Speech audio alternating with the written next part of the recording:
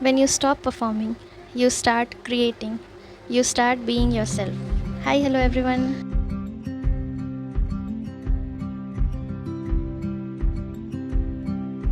ऐसे आपकी एक हॉबी, आर्ट आपको सेल्फ एक्सेप्टेंस की तरफ लेके जाती है, जो कि टोटली मैंने अपनी जर्नी से सीखा है।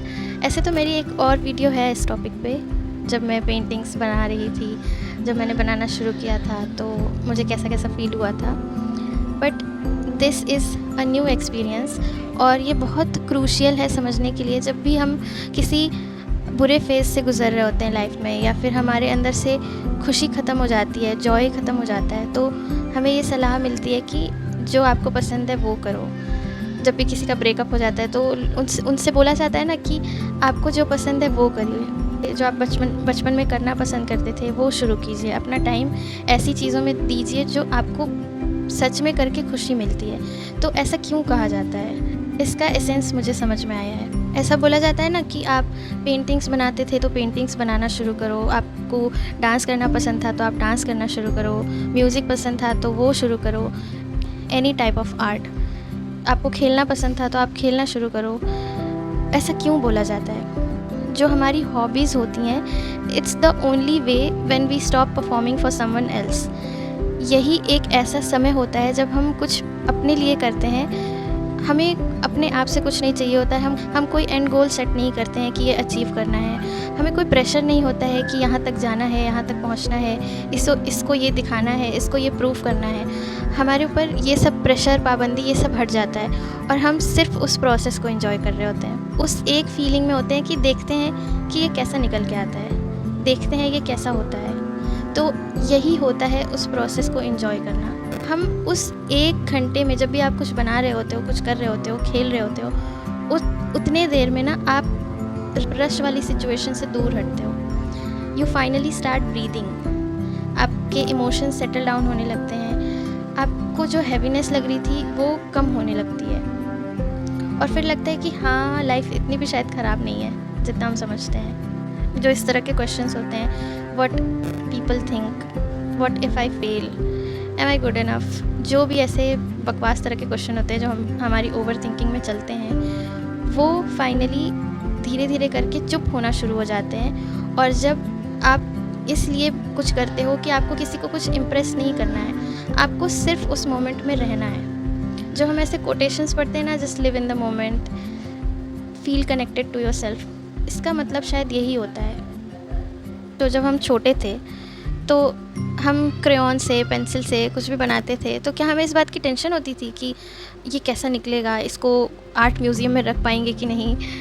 जो भी ऐसे क्वेश्चन क्या आते थे, नहीं, वो जो बच्चे का मन करता है वो बनाता है। उसको मतलब नहीं होता है कि लाइट किधर से आ रही है, उसको मतलब नहीं होता है कि कितनी डेप्थ है पेंटिंग में, कुछ भी नहीं।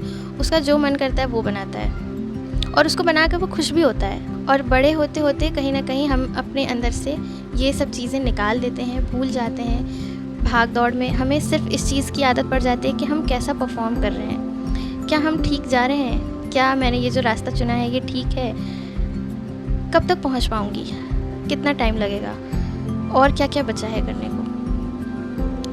ये सब चलता रहता है।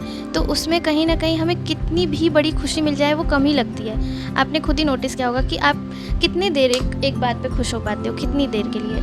आप कोई एक चीज़ अच्छी हो गई लाइफ में तो ज़्यादा से ज़्यादा एक हफ्ते उसके लिए खुश रहते होगे, पर दुखी तो पूरे टाइम रहते हो, और किसी भी चीज़ की एक्साइटमेंट नहीं बचती है। पता है, एक्साइटमेंट भी इतना ज़रूरी नहीं है लाइफ में जितना ठहरना ज़रूरी है, जितना ये समझना ज़रूरी है कि ये जो भी बीत रहा है इसी में हमें जीना है, यही जीवन है। ये समझना ज़्यादा ज़रूरी है। तो वो आई थिंक जब भी हम कोई आर्ट क्रिएट करते हैं वो हमें यही सिखाता है। तो अगर आपको भी भगवान ने ये आशीर्वाद दिया है कि आपको कुछ पसंद था, आपको पता है कि आपकी हॉबीज़ क्या थी, आप बचपन में कुछ करते थे, तो उसे शुरू करो। You will start accepting your self. बहुत लोगों को तो ये भी पता नहीं होता है कि उन्हें क्या पसंद है करना। अननोइंगली वो ऐसा करते ज़रूर हैं, जिसमें वो खो जाते हैं, जिसमें उन्हें किसी चीज़ की परवाह नहीं होती है। कोई देखेगा तो क्या सोचेगा, इसकी कोई चिंता नहीं होती है उनको। नोइंगली अननोइंगली सब ऐसा करते हैं। लेकिन अगर आप ज़्यादा अवेयर हो तो आपके पास एक रास्ता है कि आप फिर से उस जॉय को अपने लाइफ में वापस ला सकते हो। करना शुरू करते हो ना, कुछ तो एक हल्का सा चेंज आता है। वो आपको अचानक समझ में आएगा किसी दिन जब आप खुद को एक दिन ऑब्ज़र्व करोगे, इंट्रोस्पेक्शन कर रहे होगे या फिर अपनी कोई पुरानी फ़ोटो देख रहे होगे, अपना कोई पुराना टाइम याद कर रहे होगे, तो आपको अचानक से समझ में आएगा कि how much I have changed. हमें फाइनली समझ में आता है कि there is only one person you can rely on is you. आपको अपनी खुशी के लिए टोटली दूसरे पे डिपेंडेंट होने की ज़रूरत नहीं है। आपको खुश होने के लिए, आपको अपनी लाइफ में जॉय को वापस लाने के लिए, अपना स्पार्क वापस लाने के लिए आपको किसी दूसरे इंसान पर डिपेंड होने की ज़रूरत नहीं है। आप फाइनली समझने लगते हो कि this is me, this is my identity, it's okay, if I am different it's okay. कुछ नहीं होता है वियर्ड होने से, इट इज़ एक्सेप्टेबल। आप खुद के साथ आपको घुटन नहीं होगी। फिर ऐसे होता है ना कि जब हम सोचते हैं कि चलो यहाँ अकेले जाते हैं, अकेले कुछ करके देखते हैं, तो बहुत लोग ऐसा सोचते हैं कि अकेले कौन जाता है, अकेले कौन बात करता है। आप उनको नहीं समझा पाओगे कि अकेले आप कैसे खुद से बात कर सकते हो, अकेले आप कैसे जा सकते हो, आप अकेले अपना टाइम कैसे एंजॉय कर सकते हो, नहीं समझा पाओगे आप। ये जब आप एक्सपीरियंस करोगे तब आपको खुद समझ में आएगा कि ऐसा कैसे हो सकता है। आपको अलाउ करता है गलतियाँ करने के लिए, अपने जो कुछ पार्ट्स हैं उनको और एक्सप्लोर करने के लिए। आप क्या थे, आप क्या हो सकते हो, वो बताता है ये। जैसे मुझे अपने 20-25 सालों में शायद कभी नहीं पता था कि मैं कभी इतनी अच्छी पेंटिंग कर सकती हूँ या फिर मैं बहुत अच्छा गिटार बजा सकती हूँ। हाँ, मतलब थोड़ा बहुत आता था, बट ऐसा नहीं था कि डेडिकेटेड होके कभी किसी चीज़ को टाइम दिया है कि हाँ मुझे ये पसंद है तो चलो करके देखते हैं। इट वॉज़ ओनली बिकॉज मेरा दिमाग ख़राब हो गया था एक दिन, और बस उस दिन ये पता नहीं कहाँ से याद आया कि चलो जो बचपन में करते थे ना वो करके देखते हैं। और आई एम ग्लैड कि वो हार्ड टाइम मेरी लाइफ में आया और मुझे फाइनली ये समझ में आया कि मुझे किस चीज़ को करके खुशी मिलती है।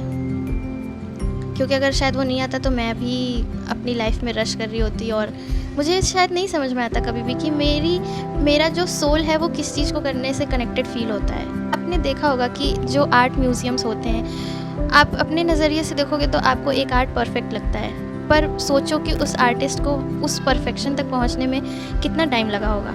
उसने कितनी बार अपनी कैनवास को फिर से पेंट किया होगा, अपने मन में दूसरे आइडियाज़ लाए होंगे, अपने आप को अलाउ किया होगा कि ठीक है इस तरह गलती हो गई तो ऐसे करके देखते हैं, ये मेरे मन में आइडिया है इसको अप्लाई करके देखते हैं। सोचो इसमें कितना, पता है आइडियाज़ सबके मन में आते हैं, सब कोई सब कुछ कर सकता है, लेकिन जो अपने दिमाग में अलाउ करता है ना वो आगे बढ़ता है। वो हम में से बहुत लोग खुद को ये अलाउ ही नहीं करते हैं, होल्ड करके रखते हैं अपने आप को कि नहीं इतना भी कुछ खास नहीं है, ऐसे नहीं करना चाहिए, वैसे नहीं करना चाहिए। मैंने खुद बहुत दिनों तक किया है और मुझे ये डिफरेंस फील होता है कि जब आप अपने आप को अलाउ करते हो ना कि ठीक है मैं वियर्ड लग रही हूँ, मुझे वियर्ड ही दिखना है, अगर मैं लोगों को पसंद नहीं आ रही हूँ तो इट्स ओके, मुझे अपने आप को पसंद आना है, ये मेरी लाइफ है, मुझे पता होना चाहिए कि मुझे क्या करना है, मुझे जैसे मन करेगा मैं वैसे जीऊँगी, अनलेस एंड अनटिल कि मैं किसी को हर्ट नहीं कर रही हूँ। तब आपको शिफ्ट दिखना शुरू होगा। ये कह रही थी कि सोचो उस आर्टिस्ट को वहाँ तक परफेक्शन तक पहुँचने में कितना टाइम लगा होगा, और हम लोग फिर एक आर्ट देख के बोलते हैं कि wow it is so perfect. वो एग्जिस्ट करता है क्योंकि उस आर्टिस्ट ने अपने आप को अलाउ किया और वो कनेक्ट हुआ आपसे, जो कि आप में भी कुछ अंदर छुपा था और आपके सोल ने उसे पहचाना कि दिस फील्स सो, क्या शब्द होता है उसके लिए, मतलब दिल को छूने वाली चीज़। सो इसीलिए कहा जाता है कि creativity is a way of living, और जब कोई इंसान क्रिएटिव होता है ना तो वो अपनी एनर्जी को ट्रांसम्यूट करता है। जो भी हमारी एनर्जीज़ होती हैं, चाहे वो खुशी वाली हो, दुख वाली हो, गुस्से वाली हो, आप जब कोई गाना सुनते हो तो जब कोई खुशी वाला गाना सुनते हो तो आपको कैसा लगता है कि वाओ ये गाना, इसकी लिरिक्स कितनी अच्छी हैं, क्या सोच के लिखा होगा किसी ने, वो उस मोमेंट को फील कर रहा था, वही सोच के उसने ये लिरिक्स लिखी है। जब कोई सैडनेस वाला सॉन्ग सुनते हो, सैड सॉन्ग सुनते हो तो लगता है ना कि कितना दुख है इस गाने में, ये फील हो रहा है, ये कनेक्टेड है ये सॉन्ग मेरे से, तो क्योंकि कोर तो एक ही है ह्यूमन इमोशन का, बस उसने अलाउ किया, उसने ट्रांसम्यूट किया अपनी एनर्जी को। तो जब भी आप कोई आर्ट बनाते हो, कुछ करते हो, तो वो आपकी एनर्जी को भी ट्रांसम्यूट करता है, एक सही डायरेक्शन में लेके जाता है। आप फिर डिस्ट्रैक्ट नहीं होते हो, आपको कुछ आप नया एक्सप्लोर करते हो अपने अंदर से। ये याद रखो, every time you create something you are saying this is a part of me and I am not afraid to let it exist. Art is one of the most powerful healing tools. आपको अपने emotions से भागने की ज़रूरत नहीं पड़ती है, उसको सप्रेस करने की ज़रूरत नहीं पड़ती है। आप बस उसको जाने का रास्ता देते हो कि आ रहे हो, ठीक है आ जाओ, मुझे कोई प्रॉब्लम नहीं है। तुम्हें जाना है तुम चले जाओ, मुझे कोई प्रॉब्लम नहीं है। बस आप देखते हो उसे कि ये आ रहा है, ये जा रहा है, ये आ रहा है, ये जा रहा है। यही करना होता है इमोशंस के साथ। आपका एंड गोल कुछ सेट नहीं होना चाहिए कि मुझे ना ये किसी को प्रूव करना है। मैं जब भी बोलती हूँ कि मैं अच्छा पेंटिंग कर सकती हूँ, मैं गिटार बजा सकती हूँ, आई am not assuming my self कि मैं बहुत बेस्ट प्लेयर हूँ या फिर मैं बहुत बड़ी आर्टिस्ट हूँ। नहीं, बस मेरा एक वो पार्ट है जो इस बात को जान के खुश होता है कि I can do these things. मेरा एंड गोल किसी अपनी पेंटिंग को म्यूज़ियम में रखवाना नहीं है, ऑल्दो लग जाए तो अच्छी बात है, बट मेरा एंड गोल वो नहीं है। मेरा एंड गोल है उस मोमेंट को एंजॉय करना, उसको एक्सपीरियंस करना। मुझे मज़ा आता है ये देख के कि मैंने ये सोचा है, देखते हैं कैसा बनता है। This is all for this video. I hope कि आपको मेरी इस कॉम्प्लिकेटेड वीडियो से कुछ समझ में आया होगा। Honestly it was very complicated to understand कि कैसे मैं इसको एक्सप्लेन करूँ, कैसे बताऊँ कि आर्ट किसी इंसान को कैसे चेंज कर सकता है। बट आप में से ऐसे लोग होंगे जिन्होंने ये एक्सपीरियंस किया होगा, तो वो कनेक्टेड फील करेंगे और उन्हें समझ में आएगा। तो आई होप कि मैंने बहुत सिंपल लैंग्वेज में ट्राई किया है, कुछ अच्छा ज़रूर निकलेगा इसमें से। अगर आप ऐसे इंसान हो जिसको ये सब करना पसंद है, तो करना शुरू करो यार, बिना देर किए करना शुरू करो। लाइफ जा रही है, किस चीज़ का वेट कर रहे हो? कम से कम वो चीज़ें तो कर लो जिससे तुम्हें पसंद है। डिग्री रह जाएगी, पैसे रह जाएंगे, ये सब भी इम्पॉर्टेंट है, बट जो आगे जाएगा वो तो तुम्हारी आत्मा जाएगी ना। तो अपनी आत्मा को खुश करने के लिए 1 घंटे तो निकाल ही सकते हो। ओके, ज़्यादा मोटिवेशन हो गया। लास्ट लाइन में मैं ये बोलना चाहती हूँ, when you create you don't just make art, slowly create yourself. Okay, I will see you in the next video. Bye bye.